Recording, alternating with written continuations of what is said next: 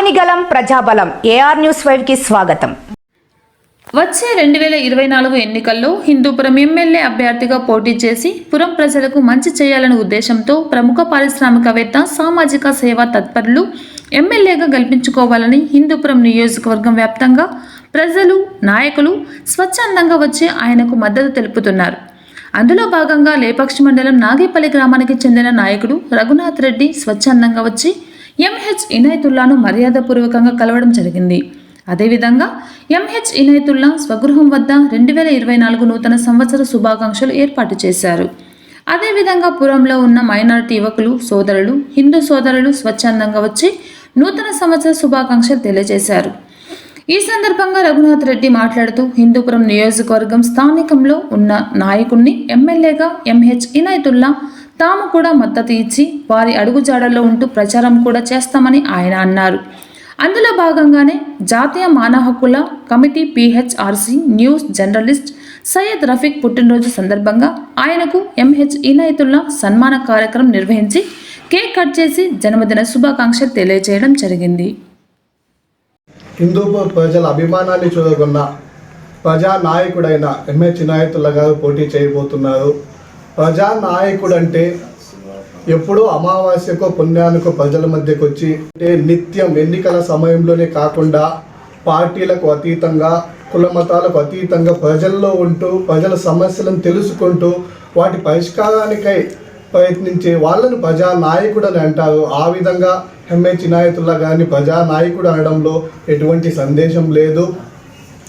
ఇక్కడ చూసుకుంటే రాబోయే ఎలక్షన్లో దాదాపుగా 3 నెలల తర్వాత ఎంతోమంది నాయకులు వివిధ పార్టీల తరఫున పార్టీ పేరు చెప్పుకోనో, వర్గబలం చెప్పుకోనో, లేకపోతే వారసత్వం పేరు చెప్పుకోనో, ధనబలం చూపించో ప్రజల దగ్గరకు ఓట్లు అడగడానికి ఎంతోమంది నాయకులు వస్తారు.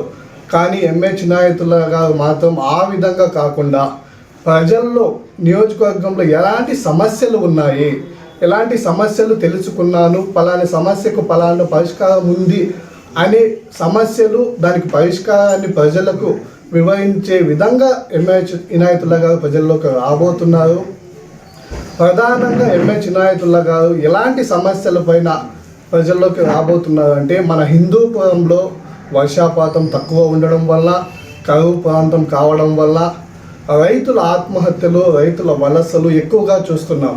వేసిన పంట పండక, అప్పుల బాధ తట్టుకోలేక కుటుంబాన్ని పోషించుకోవడానికై, పిల్లల చదువులకు, లేకపోతే బిడ్డల పెళ్ళిళ్ళ కోసమో, ఇల్లు కట్టుకోవడానికో, జీవన ఉపాధి కోసం ఈరోజు బెంగళూరు లాంటి సిటీలకు వలసలు పోయే పరిస్థితి ప్రతి గ్రామాల్లో మనం చూస్తూ ఉన్నాం.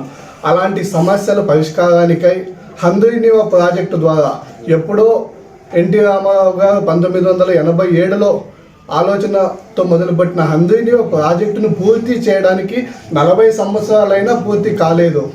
అలాంటి ప్రాజెక్టును పూర్తి చేసి ఆ నీళ్లను హిందూపురం నియోజకవర్గంలో అన్ని చెరువులకు అందించి రైతులకు నీళ్లు అందిస్తే రైతుల ఆత్మహత్యలు, రైతుల వలసలు ఆగుతాయి. అప్పుడే నియోజకవర్గం అభివృద్ధి చెందుతుంది అనే ముఖ్య ఉద్దేశంతో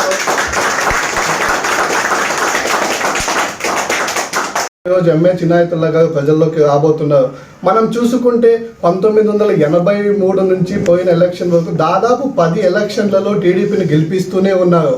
హంద్రీనీవ ప్రాజెక్టు నీళ్లు తీసుకొని వస్తారు, హిందూపురాన్ని అభివృద్ధి చేస్తారనే నమ్మకంతో 2 సార్లు బాలకృష్ణ గారిని కూడా గెలిపించడం జరిగింది.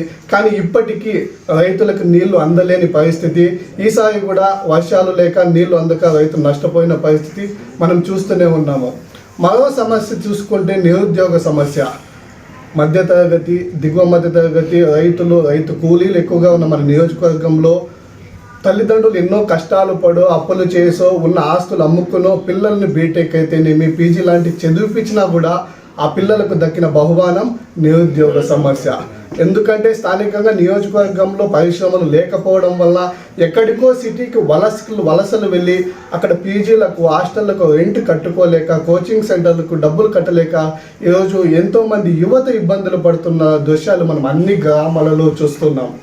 అదేవిధంగా చూసుకుంటే మన నియోజకవర్గంలో దాదాపుగా 80 నుంచి 90% గ్రామాలకు సరైన రోడ్డు సౌకర్యాలు లేవు, బస్సు సౌకర్యాలు లేవు, తాగునీటి సమస్య ఎక్కువగా ఉంది.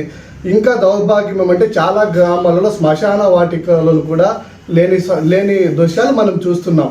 ఈ విధంగా రైతులకు నీళ్లు అందించడము, యువతీ యువకులకు ఉద్యోగాల అవకాశాలు కల్పించడం, పరిశ్రమలను తీసుకొచ్చి అన్ని గ్రామాలకు తాగునీటి సౌకర్యం అందించుకోవడమే ప్రధాన లక్ష్యంగా ఈరోజు చిన్నాయతుల్లా గారు ప్రజల్లోకి రావడం జరుగుతుంది.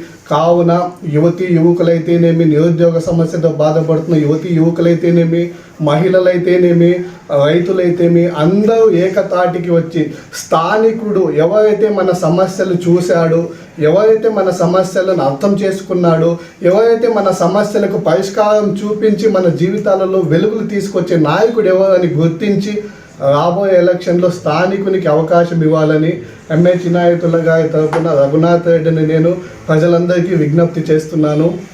ధన్యవాదాలు.